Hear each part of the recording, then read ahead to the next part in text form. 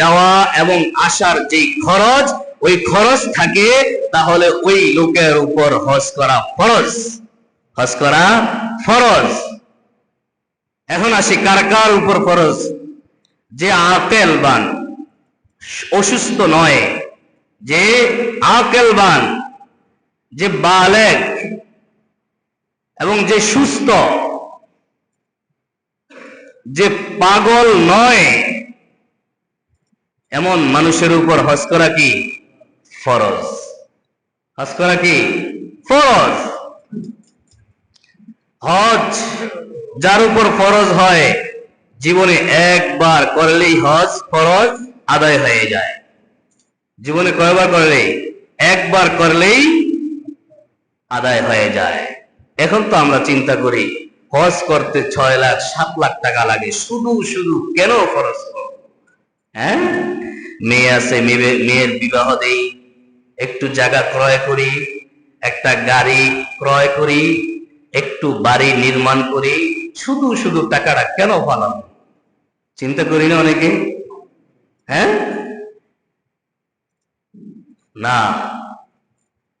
যদি আপনার উপর আপনার ধন সম্পদ অর্থ থাকে, তাহলে আপনাকে জীবনে একবার হলেও হজ করা লাগবে। কে বলছেন? রাসূল বলছেন। দেখেন, মুসনাদে আহমদ 3510 নম্বর হাদিস, সাআলা রাসূলুল্লাহ সাল্লাল্লাহু আলাইহি ওয়াসাল্লাম, রাসূল সাল্লাল্লাহু আলাইহি ওয়াসাল্লামকে একজন জিজ্ঞাসা করল, আল হাজ্জু কুল্লু আমিন, হজ কি আমরা প্রতি বছর করব? ফাকালা, রাসূল বললেন, লা বাল হাজ্জাতুন, না, জীবনে একবার তুমি হজ করো। ফামান হাজ্জাতুন বাদা যালিকা ফাহুয়া তাতাওউন, যদি একবার হজ করার পর তুমি বারবার বারবার হজ করো, তাহলে হজ একবার ফরজ পূর্ণ হয়ে যাওয়ার পর এরপর তোমার জন্য ওইগুলা নফল ইবাদতের সওয়াব হবে। সুবহান। আর রাসূল কি বলে দেখেন, যদি কারো ধন সম্পদ থাকার পর কেউ যদি ইচ্ছা করলো আমি হজ করব, হজ করার পর আবার কেউ চিন্তা করে কিছুদিন পরে করব, ঠিক না?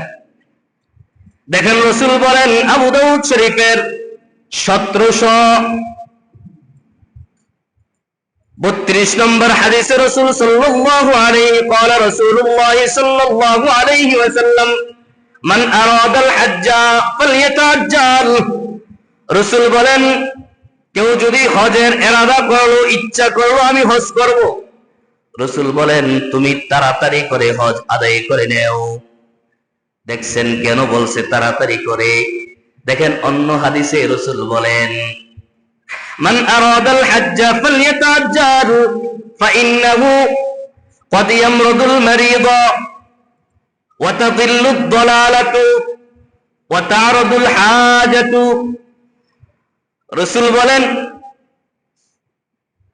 রাসূল বলেন এই জন্য আমি বলেছি তোমরা তাড়াতাড়ি করে হজ আদায় করে নাও।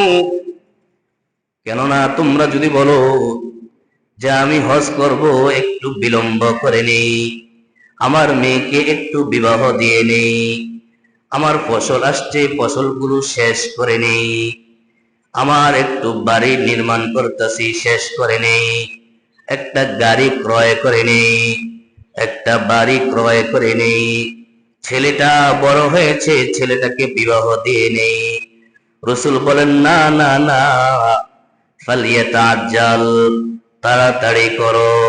কেন? তুমি এমনও হতে পারো অসুস্থ হয়ে যাইতে পারো, অসুস্থ হয়ে যাওয়ার কারণে তুমি হাঁটতে পারবা না, তুমি তওয়াফ করতে পারবা না, এত ভিড়ের মাঝখানে তুমি হজে আসওয়াদের মধ্যে চুম্বন খাইতে পারবা না।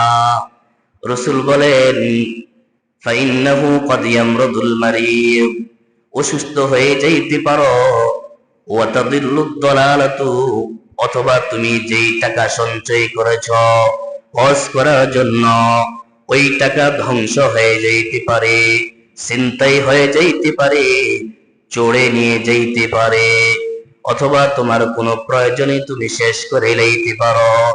এই জন্য রাসূল বলেছেন, হে আমার উম্মতের দল, যখন তুমি ইরাদা করবা, ইচ্ছা করবা আমি হজ করব, হজ করব, রাসূল বলেন ফালিয়াতাআজ্জাল, তাড়াতাড়ি করে নাও, তাড়াতাড়ি।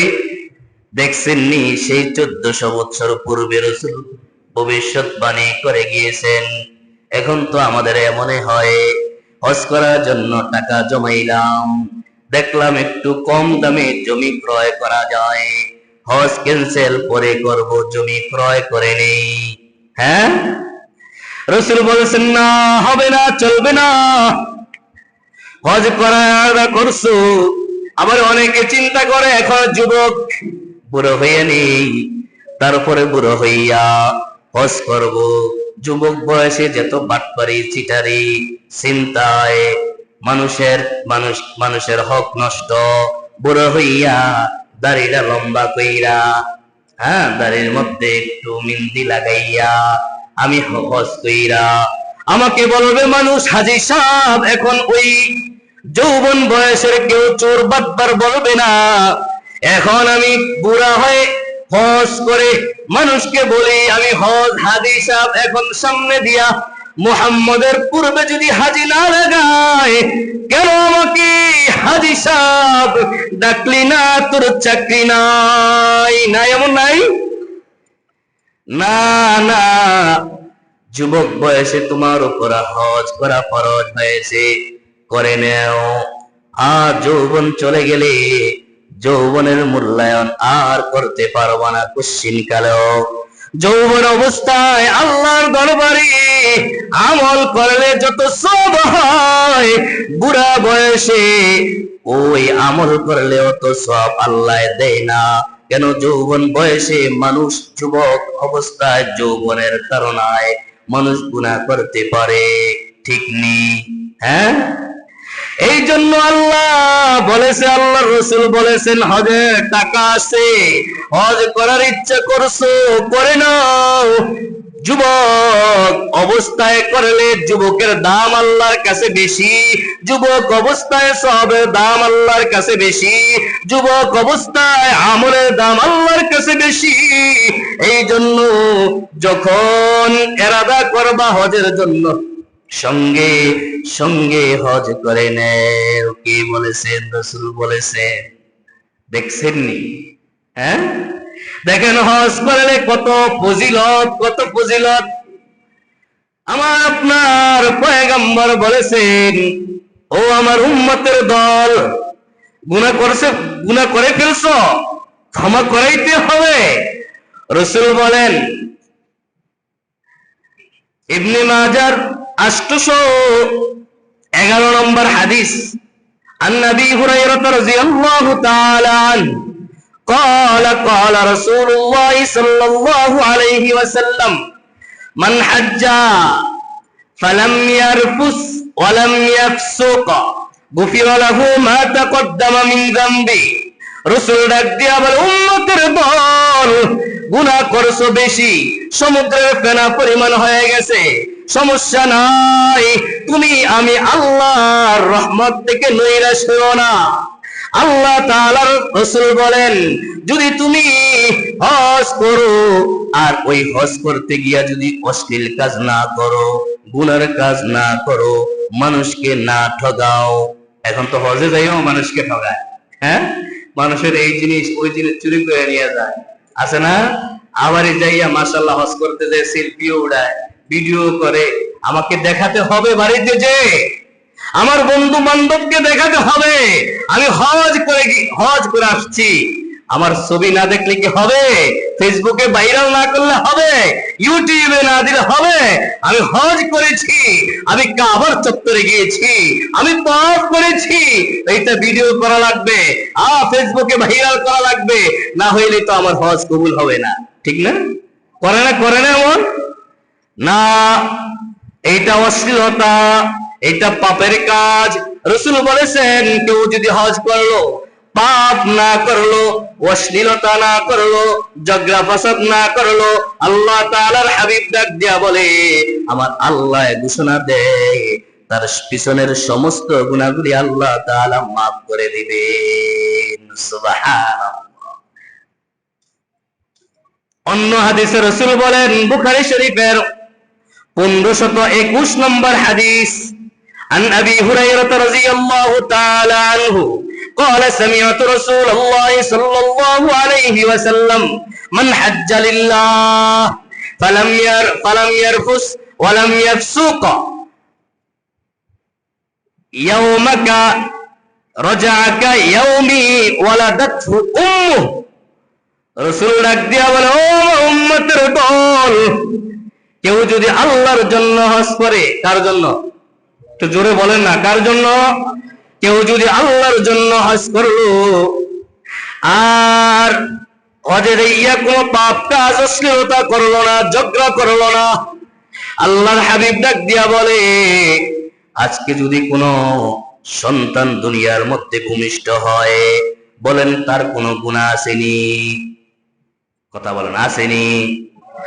আজকে যদি কেউ দুনিয়াতে আসে, কোন শিশু মানুষ যদি দুনিয়াতে ভূমিষ্ঠ হয়, তার যেমন কোনো গুনাহ নাই।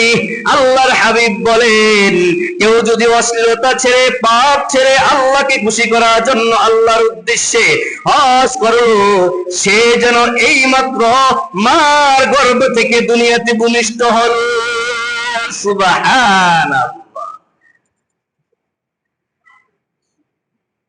তাহলে হজ করার ফজিলত আসেনি? জোরে বলেন। এখন বলেন, হজ করার জন্য সমর্থ থাকলে হজ করবনি? জোরে বলেন। হজ করার আশা কার কার আছে? কেউ নাই? হজ করার আশা কার কার আছে? আল্লাহ তুমি আমাদের সকলকে কবুল করে নাও। একটা কৃষক তার আশা আকাঙ্ক্ষা থাকে হজ করার জন্য, ঠিক নেই? দেখেন মারিফুল কোরআন একটা ঘটনা। ইদ্রিস কান্দলবি হের জমানায় এক রাখাল,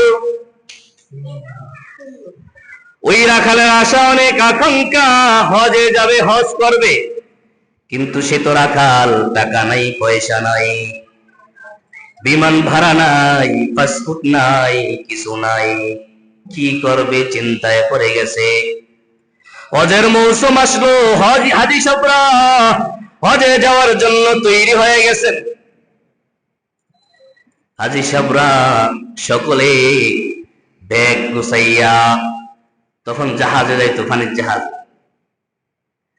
ওই রাখাল চিন্তা করলো, যাই, হাজী সাহেবরা ওই জাহাজ পর্যন্ত হেঁটে যাবে, আমিও তাদের সঙ্গে হেঁটে যাওয়ার সামর্থ্য তো আল্লাহ তাআলা দিয়েছে, অতটুকু আমিও যাই।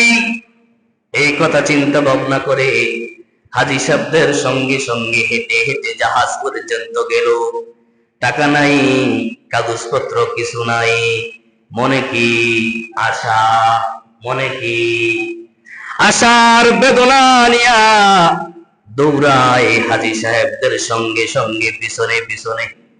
হাজী সাহেবরা তাদের ব্যাগপত্র এরকম ভাবে জাহাজের মধ্যে উঠানো শুরু করলো। জাহাজের মধ্যে উঠানোর জন্য কিন্তু আলাদা কর্মী থাকে, ঠিক না? তাদের আলাদা পোশাক থাকে, ঠিক না? তো এরকম ভাবে একজন একজন করে করে তাদের ব্যাগ গুলা উপরে যখন উঠানো শুরু করলো, হঠাৎ করে একটা কর্মী, একটু বৃদ্ধ ছিল, সে পরে ব্যথা পেয়ে নিচে বইসা গেছে। ওই রাখাল ডাক দিয়ে বলে, আপনার গায়ের পোশাকটা আমাকে দেন, আপনি একটু রেস্ট করেন, আমি তাদের ব্যাগগুলো উপরে উঠাইয়া নেই। সুবহানাল্লাহ। ওই রাখাল চিন্তা করে, আমি যদি হজেও না যাইতে পারি, তারপরেও আমি হাজীদের ব্যাগ, আমি হাজীদের কর্মচারী হিসেবেও আল্লাহর দরবারে বলতে পারবো। সুবহানাল্লাহ। হ্যাঁ, কত আশা আকাঙ্ক্ষা বেদনা। ওই লোকটা হাজিদের ব্যাগ গুলা একের পর এক উঠাইতে লাগলো।